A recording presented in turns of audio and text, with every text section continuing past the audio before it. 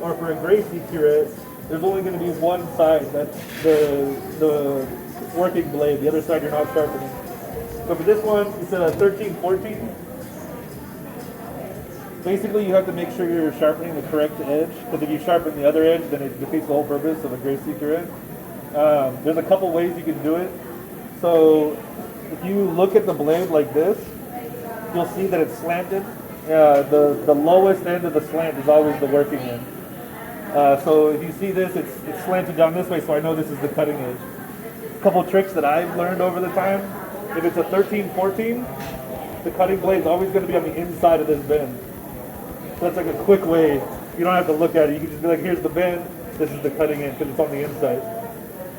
An 1112, the cutting edge is always on the outside of the bend.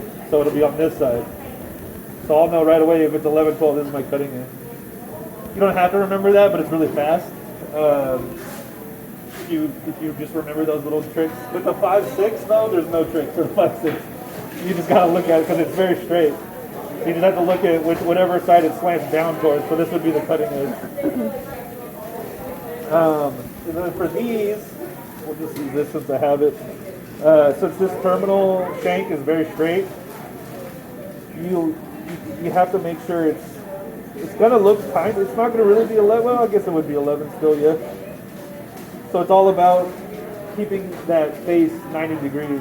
Let me show you one that's like for this one. So this one, the face is exactly even with the terminal shank. So this one's kind of easy. You just want to keep the terminal shank straight up. This one, pretty sharp. We'll do it anyway though.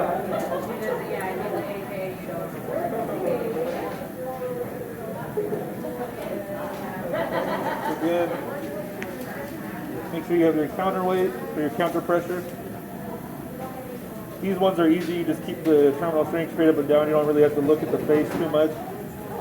And then, so that means that it's not going to be at 11 o'clock. It's going to be at 12 o'clock. You pull this up, pull it down to about 1 or 2. Start at the heel, middle, the tip, and then always end in a downstroke.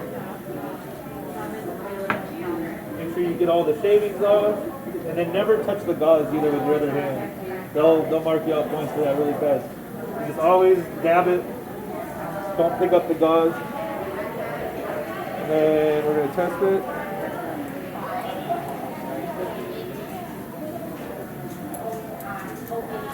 Okay, so it's pinging. That means it's good. If it ever doesn't ping, you just sharpen it again. Just try to apply a little bit more pressure, but not too much pressure, because you don't want to grind the whole tip down, because you can. You can definitely grind it down, and then you have like this little tip, and it'll break off in the patient's mouth. But if it's still dull, just add a little bit more pressure and then do it again. If you ever hear it squeaking, that means the angulation's probably off or it's too much pressure. But you notice when I'm sharpening, it's not really squeaking ever. When you first start sharpening, it might squeak on you. You just have to adjust either your pressure or your angulation. For something like the